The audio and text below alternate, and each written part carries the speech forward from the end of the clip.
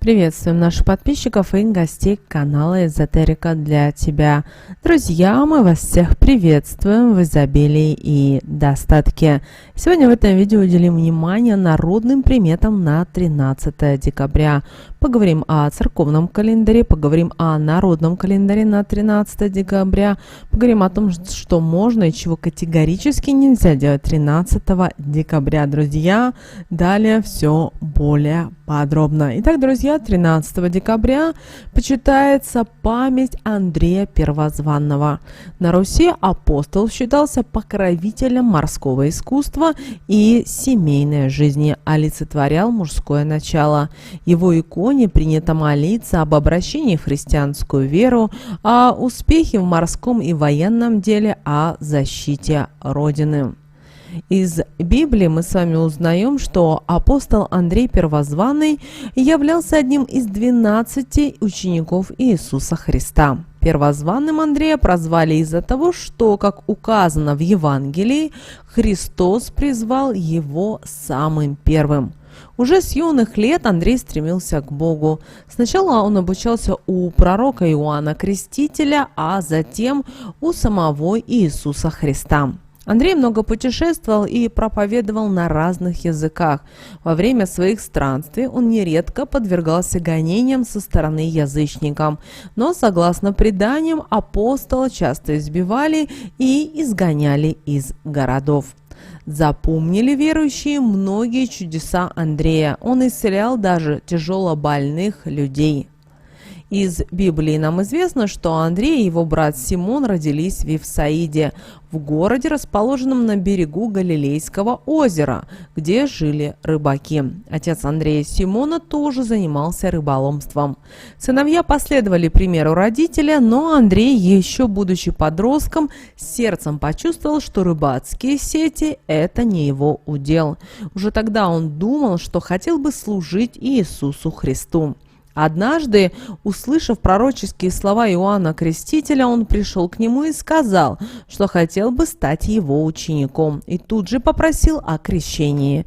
Тогда, когда Андрея крестили в реке Иордан, он увидел Всевышнего. Согласно преданиям, Христос сошел с небес в образе голубя. Андрей, уверовав в Иисуса, пошел следом за ним и позже привел и своего брата Симона. Его Христос назвал Петром. Андрея стали именовать Первозванным.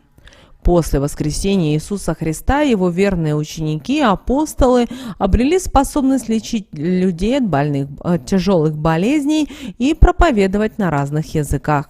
Известно, что Андрей Первозванный занимался проповедованием православия среди язычников. Преодолев Босфор, он добрался до места, где впоследствии появился Киев, а потом и Новгород. Смерть Андрея Первозванного была мученической. Узнавших о деяниях апостола, консул-язычник Эгиат приказал распять его на кресте. Считается, что крест, на котором распяли Андрея, по своей форме напоминал букву «Х». Позже его стали называть Андреевским крестом.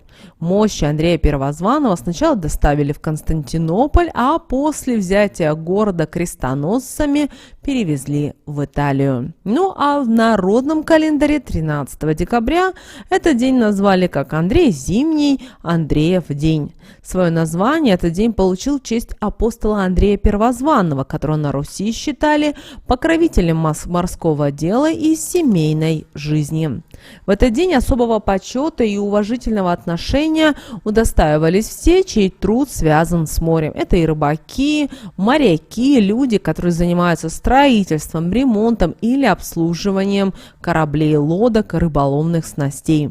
Считалось, что пренебрежение к таким людям грозит проблемами и неудачами в жизни. Также обращаем ваше внимание, что наши предки, начиная с 13 декабря, постепенно начинали готовиться к Рождеству. И с этого дня и до крещения, напоминаем, крещение 19 января, это праздник, который не переносится, женщины не занимались рукоделием, а мужчины строительством и ремонтом. Дальние поездки откладывали до весны, а также в это время не давали и не брали деньги в долг. Ну а вечером 13 декабря накрывали праздничный стол. При этом существовала традиция перед тем, как приступить к трапезе, выразить благодарность хозяйке, после чего уже сама хозяйка благодарила собравшихся и желала им благополучия. Наши предки верили, что такой ужин привлечет и достаток, и удачу, и благополучие ко всем собравшимся. А хорошей народной приметой для хозяев дома было, если первым из гостей придет мужчина. На стол наши предки обязательно в этот день подавали блюдо с чесноком. В этот день существовало еще одно интересное поверье, что в этот день чеснок не только защитит от болезней, но также очистит тело и душу. А девушки в этот день, 13 декабря, обращались к святому с просьбой дать хорошего жениха и помочь в будущем заключить счастливый брак. Ну а чтобы привлечь богатого и красивого суженого, незамужние девушки в ночь с 12 на 13 декабря кидали в маленькое окошко монетки. Чем больше бросишь, тем выше были шансы удачно выйти замуж. Также в этот день было принято печь калиту. Это коржик из белого теста, олицетворяющий солнце. Девушки верили, что калита символизирует счастливый брак. Каждая девица замешивала тесто, думая в этот момент о любимом парне. В тесто добавляли мед и сушеные ягоды. Внутри коржа делали отверстие, чтобы можно было его подвесить на ленточку. Ну а вечером девушки приглашали на ужин ребят. Угощали их пирожками, голубцами, варениками. А после ужина прекрасная половина общества пела песни о любви. Парни же пытались откусить кусочек от подвешенной к потолку калиты и таким образом пройти обряд посвящения во взрослую жизнь. Знахари и целители считали этот день своим праздником. Они проводили различные лечебные магические обряды, а посетителей у них было в Андреев день, как говорится, хоть отбавляй. В некоторых регионах к целителям несли в этот день подарки с целью задобрить, чтобы они порчу не навели. По поверьям, в ночь на Андреев день ведьмы могли коров молока лишить, поэтому мужчины всю ночь жгли ритуальные костры. Крестьяне в этот день делали прорубь и прислушивались к шуму воды. Если было тихо, то зима будет мягкая и теплая. Если же бурлит и шумит водица, то будут морозы, вьюги и бури. Сегодняшний день надо было посвятить приготовлению вкусных блюд из рыбы, супов, каш на растительном масле, поскольку жирная пища в этот день находилась под запретом. Как вы знаете, у нас с вами идет рождественский пост. И обязательно вечером 13 декабря все должны были сесть за стол, поблагодарить обязательно хозяйку и пожелать ей удачи, счастья и здоровья. После она тоже всем должна сказать добрые слова и пожелания. И только тогда можно было приступать к приему пищи. Считается, что если в Андреев день соблюсти вот этот простой ритуал, то можно привлечь в свой дом благополучие, достаток и уют. Также Андреев день – это было время гаданий на женихов. Девушки, мечтающие выйти замуж, просили апостола Андрея Первозванного помочь найти достойного парня, который мог бы стать хорошим мужем и отцом будущих детей. Это не мешало им побывать и в церкви, и провести обряд гадания, пришедший из языческих времен. Андрея Первозванного, как мы сказали уже ранее, называли во все времена покровителем рыбаков и моряков. Поэтому в день его памяти верующие в семьях, которые есть представители этих профессий, непременно приходят в церковь, чтобы помолиться апостолу и попросить защиты для тех, кто выбрал себе непростую профессию.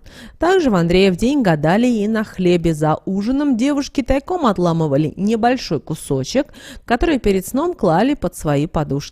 В это время проговаривали: «Суженый ряженый, приходи ко мне ужинать», и верили, что во сне можно увидеть жениха. Главное успеть его разглядеть, а это уже удавалось не всем. Также в этот день смотрели на огонь в печи. Если огонь в печи был красный, то это было к стуже, а огонь белый к потеплению. Также, если в этот день, 13 декабря, ясный морозный день, то к богатому урожаю. Выпавший на Андрея Первозванного снег может до самого апреля лежать. Уголь на лучине крутится к морозам. Но если кошка активно намывается, то погода будет холодной и ясной. Облака быстро и низко плывут, это к стуже. 13 декабря именины отмечают Фёкла, Василий, Иларион, Анатолий, Иван, Иосиф, Григорий, Исааки, Владимир, Арсений, Андрей. Если в вашем окружении есть люди с такими именами, обязательно их поздравьте с именинами. Считается, что люди, рожденные в это время, обречены на удачу. Успех всегда шагает впереди. Они бывают счастливы в браке, верны женам и друзьям. Их любят коллеги и ценят начальники. А вот сны в ночь с 12 на 13 декабря часто бывают неприятными и даже пугающими. Они, как правило, говорят о каком-то конфликте подсознания. Если приснился кошмар, с ним нужно поработать, чтобы понять, как привести внутренний мир к гармонии. Но если сновидение окажется настолько страшным, что вы не захотите о нем лишний раз вспоминать, отпустите увиденное, обязательно сказав следующие слова: «Куда ночь, туда и сон». И не вздумайте до 12 часов дня рассказывать кому-либо о том, что вам приснилось. Также обращаем ваше внимание, в эту ночь некоторые образы из сновидений могут трактоваться вполне определенно. Так, если вам приснится нашествие мышей или крыс, это будет предупреждением. Вероятно, рядом с вами находится предатель или тот, кто может вас подставить. Поэтому поменьше откровенничайте в течение следующих суток. Ну а если в ночь с 12 на 13 декабря вы увидите кого-то беспомощного, например, домашнее животное, в реальности в ближайшее время вам необходимо будет воспользоваться советом опытного человека, возможно, коллеги или пожилого родственника. Если во сне этой ночи вы столкнетесь с опасностью, грозящей гибелью, обратите внимание на свои решения. Скорее всего, они ошибочные. Если есть возможность, отмените их. Если нет, сделайте все возможное, чтобы исправить последствия своих непродуманных шагов. Теперь давайте поговорим о том, а что же можно делать 13 декабря в день Андрея Первозванного. Вы знаете, Андрей Первозванный считается покровителем рыбаков и моряков. Поэтому 13 декабря наши предки, в окружении которых были представители таких профессий, посещали церковь и молились обязательно апостолу, прося защитить тех, кто ходит в море. Также в этот день накрывают сытный стол. Поскольку праздник выпадает на рождественский пост, излишеств в меню быть не должно. Предполагается употребление горячей пищи без масла. Однако те, кто не придерживается поста, могут позволить себе в этот день рыбные блюда. Ну а также вечером 13 декабря все должны сесть за стол, поблагодарив хозяйку и пожелать ей всего самого наилучшего. Теперь давайте, друзья, поговорим о том, а что же нельзя было делать 13 декабря в день Андрея Первозванного. Итак, друзья, в праздник в Андреев день нельзя было рукодельничать и выполнять тяжелую домашнюю работу. Однако сидеть без дела тоже не стоит в этот день, поскольку святой может наказать бездельников разными неприятностями. Нельзя приступать и к гаданию без предварительной подготовки, поскольку народные приметы нас предупреждают, что тогда гадания и предсказания будут неверными. Наши предки в праздник Андрея Первозванного проводили сугубо женские гадания. Девушки и женщины накануне не ели ничего мясного и растительного. Разрешалось употреблять в пищу только хлеб с водой. Гадать 13 декабря поодиночке не следует. Чем больше гадальщиц, тем мощнее их сила, а значит точнее предсказания. Запрещено в Андреев день ругаться с моряками и с рыбаками, поскольку святой, являясь покровителем таких людей, может наслать на обидчика проблемы со здоровьем и с деньгами, а также внести негативные коррективы в отношения с начальством, с коллегами или с друзьями. Но чтобы этого не произошло, надо не только не ссориться с рыбаками и моряками, но и постараться им во всем помогать. Также 13 декабря нельзя допускать конфликты между супругами, поскольку по народным приметам они могут затянуться на долгое время. А вот если влюбленные поругаются в Андреев день, это наоборот может даже привести к новому позитивному этапу в развитии их отношений. Девочки и мальчики, вот такой у нас сегодня с вами день, 13 декабря. Обращаем ваше внимание, что сегодня у нас также и новолуние. Оно достаточно интересное, важное и очень интересно для многих людей. Поэтому, если вам интересно, зайдите на наш канал, так и посмотрите видео, которое называется «13 декабря. Важное новолуние года». Пришло время сделать это каждому. Там очень важная и ценная информация. Ну а с вами, как всегда, был канал Эзотерика для тебя. Друзья, обязательно подписывайтесь на наш канал, обязательно ставьте лайк этому видео, обязательно поделитесь этим видео с теми, кого вы любите, кого вы цените, кому вы желаете мира, любви и гармонии. Ну а прямо сейчас на экране, друзья, вы видите два всплывающих окна. Это следующие рекомендованные видео для вас. Нажимайте на то видео, которое вам на интуитивном уровне понравилось больше, и смотрите. Всех вам, друзья, мыслимых и немыслимых благ. Услышимся с вами уже буквально в следующем видео.